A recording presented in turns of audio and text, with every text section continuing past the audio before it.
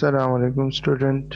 आज का जो टॉपिक है वो है relative configuration of stereo isomer.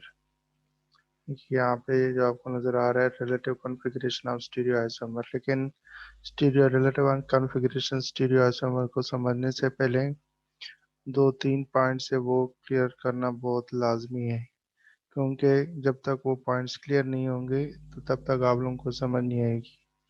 तो उसमें जो सबसे पहले है वो क्या है कि ऑप्टिकल एक्टिव कंपाउंड कौन से होते हैं, कि optically active compound, a substance which has optical activity, means a compound.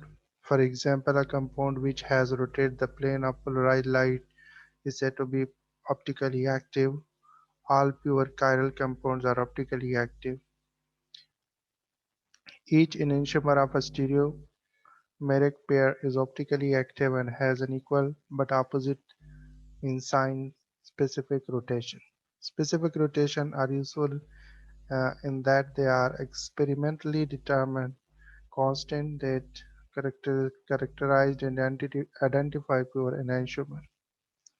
The one enantiomer will rotate the polarized light in a clockwise direction termed dextrorotatory or plus, and its mirror image partner is a counterclockwise manner termed levorotatory. The prefix dextro and levo came from the Latin dexter, meaning right, and leves for left, and are abbreviated D and L respectively.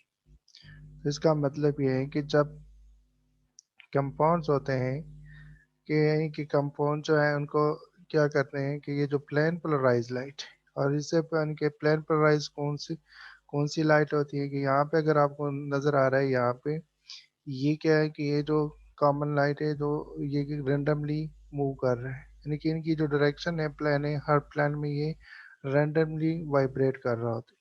लेकिन जब इस filter में से यानी कि इसमें से हम पास करते हैं तो इसके स्लिट जिसके इनकी जो डायरेक्शन होती है उसके मुताबिक फिर ये लाइट जो है वो फिर एक ही प्लान में फिर वाइब्रेट कर रही होती है। अगर ये सिर्फ जिस डायरेक्शन में से ये लाइट मतलब कि निकलेगी प्रोपेगेट करेगी तो आगे भी उसी तरीके से उसी प्लान में ये लाइट क्या करेगी, वाइब्रेट करेगी।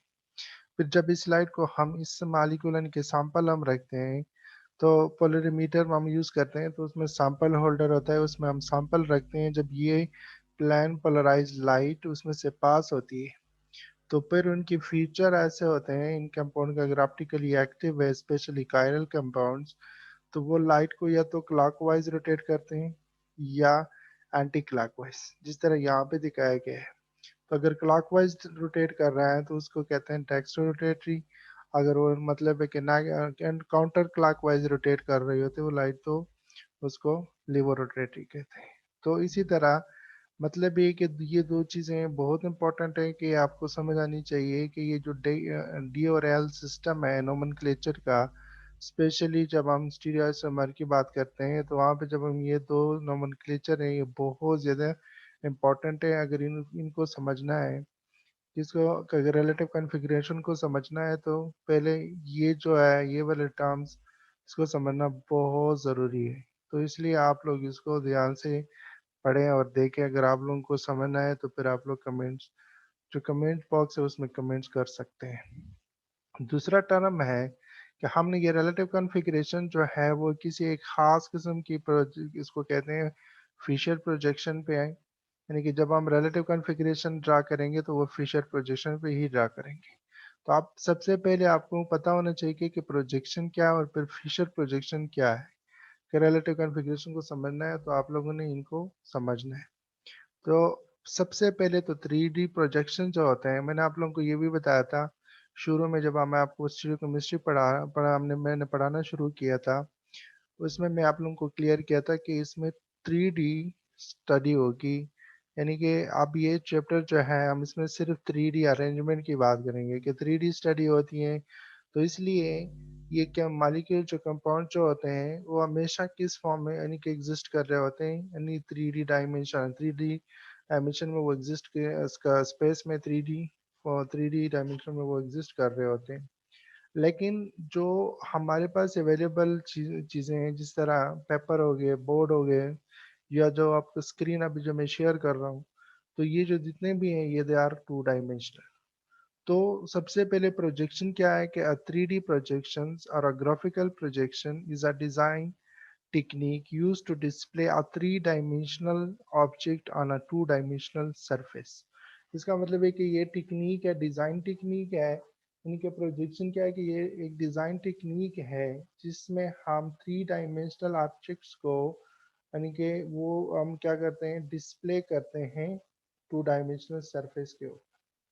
तो इसमें मतलब क्या आता है कि the result is a graphic that contain conceptual properties to interpret that the figures or images not actually flat 2D but rather is a solid object 3D being viewed on a 2D display such as paper board and computer monitor।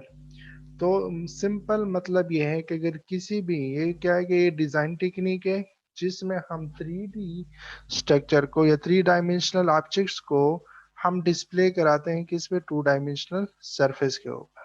तो ऐसे techniques को हम क्या कहते हैं, projection कहते हैं। तो फिर इसमें जो फिशर प्रोजेक्शन है वो क्या है कि फिशर प्रोजेक्शन हम यूज करते हैं स्टीरियोकेमिस्ट्री में। तो फिशर प्रोजेक्शन जो है वो लुक लाइक क्रॉस्ड। तो ये देखना नजर आ रहा है कि ये क्रॉस्ड है। ये अगर हम इसको देखते हैं तो यह फर्ज कर अगर हम एक्सेस लेते हैं तो ये वाई एक्सेस और इसको एक्सेस, तो इसके दो कोऑर्डिनेट्स होते हैं, पॉजिटिव और नेगेटिव, ये तो आप लोगों को पता होगा। तो ये जो टू डायमेंशनल अगर हम ऐसे किस्म का कोई स्ट्रक्चर ड्रा करते हैं कि वर्टिकल और हॉरिजॉन्टल दो लाइनें हैं, इसको इसी तरीके से ये क्रॉस फॉर्म में फिशर प्रोजेक्शन को look like a cross with asymmetric carbon atom at the point where two lines cross. इसका मतलब है कि अगर ये एसिमेट्रिक सेंटर है तो इसमें ऐसे हमेशा हम ड्रा करते हैं कि यहाँ पे इनकी एसिमेट्रिक सेंटर कार्बन एटम है, तो यहाँ पे हम क्या करते हैं, क्रॉस बनाते हैं। एक तो वर्टिकल है और दूसरे क्या है कि एक लेफ्ट और राइट पे हम इस किस्म के स्ट्रक्चर ड्रा करते हैं। तो ये फिशर ड्राइंग है। तो अब इसको अगर ड्रा करना है तो इसके लिए कौन से रूल्स हम फॉलो करने चाहिए। तो in drawing Fisher projection following point should keep in mind. आप हमेशा ये जो रूल्स हैं ये तीन चार पॉइंट से ये हमेशा अपने जहन में रखने हैं कि सबसे पहले जो कार्बन स्केलेटन है must be draw at vertical lines. यानी कि अगर कोई कार्बन स्केलेटन है तो हमेशा उसको किस में, यानी कि ये वर्टिकल लाइन है इन पे ड्रा करना चाहिए। Substituent of lowest and highest priority must be drawn at horizontal line of the cross। तो जो या हाईएस्ट और लोवेस्ट प्रायोरिटी वाले जो सब्सटीट्यूएंट होते हैं वो हमेशा ये वर्टिकल लाइन पे, सॉरी हॉरिजॉन्टल लाइन पे हमने ड्रा करने हैं। तीसरा पॉइंट क्या है कि highly oxidized carbon should be present at the top of vertical line of Fischer projection. तो जो फिशर प्रोजेक्शन है उसके टॉप पे मौजूद होना चाहिए हाईली ऑक्सीडाइज्ड कार्बन एटम। अब मतलब ये है कि अगर ये फर्ज करें हमें वेज और डैश डैश फॉर्म में अगर ये फार्मूला है तो इसको अगर कन्वर्ट करना है इनटू फिशर, तो ये डिपेंड करता है कि आप किस तरीके किस एंगल से उसको देखते हैं। और दूसरी बात ये है कि अगर फर्ज करें ये समझ रहे हैं ना कि ये जो क्या यहाँ पे क्या ये 3D है, ये जो डैश लाइन से रिप्रेजेंट किया गया बॉन्ड है, इसका मतलब यही है कि ये यानी कि ये बिहाइंड जा रहा है, बैक साइड पे जा रहा है, और ये जो वेजेस फॉर्म में शो किया गया है ये फ्रंट पे आ रहा है, और ये दोनों जो है वो प्लेन ऑफ द पेपर की तरफ जा रहे हैं। तो इसी तरह अगर हम ये जो पेपर है उसकी तरफ दोनों ये जो बॉन्ड है ए और बी वो दोनों टुवर्ड प्लेन हम उसको रखते हैं, और इस डी वाले को भी मतलब कि फ्रंट पे लेके आते हैं और सी वाले को भी फ्रंट पे लेके आते हैं।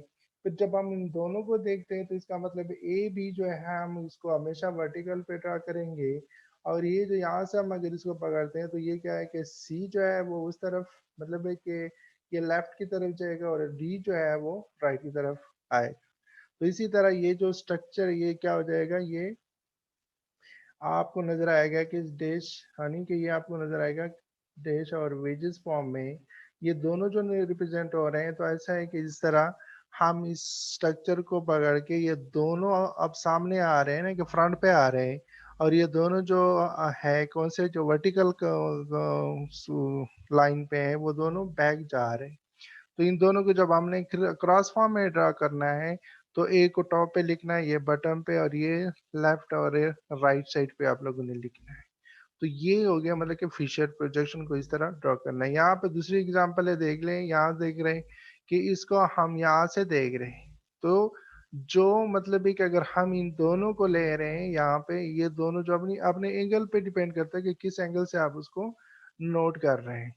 तो ये W और एक्स जो है, ये एक्चुअली जा रहे हैं टुवर्ड द प्लेन, यानी कि पेपर के जो प्लान है उनकी तरफ जाएंगे। और ये मतलब कि बैक जा रहे हैं, और ये दोनों जेड और वाई जो है वो क्या फ्रंट पे आ रहे हैं। तो इसलिए जेड को आपने इस तरफ मतलब कि लेफ्ट साइड पे लिखना है, और वाई को राइट साइड पे लिखना है, और फिर क्रॉस पे डालना है। तो इसी तरह इनकी ये अरेंजमेंट होगी। तो ये दोनों फिशर प्रोजेक्शन के मैंने कोई एग्जाम्पल को समझाने की कोशिश की, ताकि आप लोगों को जो वेजेस डैश लाइन फॉर्मूला है उसे अगर आपने फिशर में कन्वर्ट करना है, फिशर में इसको कन्वर्ट करना है, तो कैसे करेंगे आप। क्वेश्चन यहाँ पे है कि आप लोग इनके मतलब कि फिशर प्रोजेक्शन ड्रा करें। ये मैंने आप लोगों की प्रैक्टिस के लिए 3 क्वेश्चन दिए हैं, तो आप लोग इनको सॉल्व करें और फिर शेयर करें। तो इसके बाद जो सबसे इम्पोर्टेंट चीज़ है वो क्या है कि रिलेटिव कॉन्फ़िगरेशन हमारा टॉपिक। लेकिन रिलेटिव कॉन्फ़िगरेशन से भी पहले आप लोगों को मैंने ये पहले बताया था कि जब शुरू में मैं आप लोगों को ये स्टार्ट करवाया था ये चैप्टर, उसमें मैं आप लोगों को बताया था कि स्टीरियो आइसोमर्स जो है वो क्या होता है। कॉन्फ़िगरेशनल आइसोमर एक ज्योमेट्रिकल आइसोमर बताए थे, और दूसरे जो थे ना ऑप्टिकल आइसोमर। तो मोस्टली यहाँ पे हम कॉन्फ़िगरेशनल की सम पहले तो आपको इसके डेफिनेशन करवाते हैं कि कॉन्फ़िगरेशनल आइसोमर क्या होते हैं। कि इसमें यहाँ पे जो मतलब है कि is the relative position of atoms in a molecule that can be changed exclusively by by cleaving and forming a new chemical bond। मतलब ये है कि हमेशा कॉन्फ़िगरेशन स्टीरियोकेमिस्ट्री में जब हम कॉन्फ़िगरेशन को स्टडी यानी कि उनकी डेफिनेशन करते हैं, तो उनकी रिलेटिव पोजीशन होती है एटम की मॉलिक्यूल के अंदर। तो उनको हम तब यानी कि बॉन्ड ब्रेक करने के अलावा हम उसको चेंज नहीं कर सकते। कि उसको बॉन्ड ब्रेक करेंगे तो तब एक मतलब कि स्ट्रक्चर में हम उसको स्ट्रक्चर जो है वो इंटर कन्वर्ट कर सकते हैं। और दूसरी डेफिनेशन ये the three dimensional arrangement of atom और group in a molecule usually in reference to stereo isomers. तो थ्री डायमेंशनल अरेंजमेंट होगी ऑफ एटम और group of in a molecules, तो उसको हम कॉन्फ़िगरेशनल क्या कह सकते हैं, आइसोमर कह सकते हैं। तो there are two main types of configuration configuration, एक रिलेटिव है, दूसरा एब्सोल्यूट है। तो रिलेटिव कॉन्फ़िगरेशन क्या है और एब्सोल्यूट कॉन्फ़िगरेशन क्या है। आज जो हमारा टॉपिक था वो एक्चुअली था वो रिलेटिव कॉन्फ़िगरेशन। तो रिलेटिव कॉन्फ़िगरेशन क्या है, द पोजीशन ऑफ एटम और group in space in relation to something else in the molecule। यानी कि the position of atom or group in space in relation to something else in the molecule। For example जो आप लोगों को जिस तरह rigid system में बताया, सिस्टॉन्स ई और जी सिस्टम बताए थे रिजिड सिस्टम में, और डी एंड एल सिस्टम में एसिटल्डिहाइड में बताया। तो ये जितने भी हैं इनको हम क्या कह सकते हैं, इसको रिलेटिव कॉन्फ़िगरेशन कहते हैं। तो वो जी और ई और सिस और ट्रांस तो आप लोगों को मैंने बताया था, पढ़ाया था ज्योमेट्रिकल आइसोमेरिज्म। आज जो है हम यहाँ पे ले रहे हैं किसके के एल ग्लिसरल्डिहाइड और डी डी ग्लिसरल्डिहाइड के। मतलब ये कि इनको कैसे डी और एल का ये ऊपर मैंने बता दिया है कि मतलब ये कि अगर वो लाइट को लाइट को अगर ये लेफ्ट की साइड पे रोटेट करते हैं तो उसको हम क्या लीवर रोटेटरी कहेंगे। तो इसलिए इसको एल के एब्रीवेशन से जाहिर किया गया। और D glyceraldehyde dextro D D dextro D की डेक्स्ट्रो के जो डी है वो यहाँ पे, क्योंकि लाइट को अगर वो लेफ्ट की तरफ रोटेट करते हैं तो उन कंपाउंड को हम क्या कहते हैं, डी डी उनकी क्या होगी, उनकी जो डेक्स्ट्रो रोटेटरी इनकी मतलब है कि कॉन्फ़िगर वहाँ पे इनकी कॉन्फ़िगरेशन। तो जो डी ग्लिसरल्डिहाइड है, फिर उन लोगों ने क्या कि फिशर ने क्या किया कि जब इन दोनों का कॉन्फ़िगरेशन मालूम किया तो ये एल ग्लिसरल्डिहाइड में OH जो है वो लेफ्ट पे में उन लोगों ने लेफ्ट पे पाया, और दूसरे जो OH है डी में वो राइट साइड पे उन लोगों ने ड्रॉ किया। अब ये जो एक स्टैंडर्ड है इसको कंपेयर करना है with other molecules, especially sugar and amino acid. तो configuration of sugar and amino acid were related with DL glyceraldehyde. ये जो ग्लिसरल्डिहाइड है इनके साथ उनको कंपेयर करना है। तो रिलेटिव का मतलब ये है कि इनको हमने एक रेफरेंस के तौर पर लेना है और फिर इनके साथ जो दूसरे मॉलिक्यूल्स है स्पेशली शुगर और अमीनो एसिड के, तो उनको उसके साथ कंपेयर करना है। The prefix D given to the natural occurring sugars and amino acid where their bottom symmetric carbon has its hydroxyl and amino group on the right in the Fischer projection. यानी मतलब ये है कि अगर बाकी जितने भी हैं जिस तरह यहाँ पे आपको दिखाया गया है कि ये देख लें कि ग्लूकोज है, तो ग्लूकोज का ये जो OH है ये उसके राइट साइड पे, इसलिए इसको डी ग्लूकोज कहा गया है। इसी तरह ये जो एल है यहाँ पे OH जो है वो लेफ्ट साइड पे है। मतलब ये है कि ये जो, अगर हम यहाँ से इसकी नंबरिंग करें 1 2 3 4 5, 5 कार्बन जो है इनको उन्हें टारगेट बना है किसके साथ, ग्लिसरल्डिहाइड के साथ, के OH के साथ कंपेयर किया, रिलेट किया। अगर OH ग्लिसरल्डिहाइड का राइट साइड पे तो उसको डी का डी ग्लिसरल्डिहाइड। तो इसी तरह यहाँ पे जो ग्लूकोज का OH है ये 5th कार्बन के ऊपर, तो ये राइट साइड पे इसलिए इसको डी ग्लूकोज कहा गया है, और ये यहाँ पे इसका OH जो राइट लेफ्ट साइड पे इसलिए इसको एल ग्लूकोज कहा गया। इसी तरह एलेनिन को देख लें कि ये अमाइनो ग्रुप है, उसके ग्लिसरल्डिहाइड के OH के साथ कंपेयर किया गया है कि ये OH अगर मतलब है कि राइट साइड पे है तो उसको डी एलेनिन कहेंगे। अगर इसका ये amino acid right left side पे है, जिस तरह यहाँ पे इनकी लेफ्ट साइड पे ग्लिसरल्डिहाइड का, तो उसको एल एलेनिन कहेंगे। तो इसी तरह बहुत बहुत सारे और भी हैं। फर्ज करें ये देख रहे हैं कि ये अमाइनो जो है ये इसका अमाइनो ग्रुप जो है वो कि लेफ्ट साइड पे है, तो इसलिए एल ग्लिटामिक एसिड कहेंगे। इसी तरह इरिथ्रोज है, ये देख रहे हैं कि यहाँ पे जो हाईलाइट किए गए वो उससे येलो से, तो ये जितने भी है ये हाइड्रोजन, ये इसको अगर ये लेफ्ट साइड पे है तो उसको एल इरिथ्रोज कहेंगे। इसी तरह अगर ये इसका OH इस तरफ हमारे के राइट साइड पे तो उसको डी एरिथ्रोज कहेंगे। इसी तरह L3Os जो है वो यहाँ पे ये लेफ्ट पे है तो OH, तो इसलिए वो उसके ग्लिसरल्डिहाइड की निस्बत से इसको L3Os कहेंगे।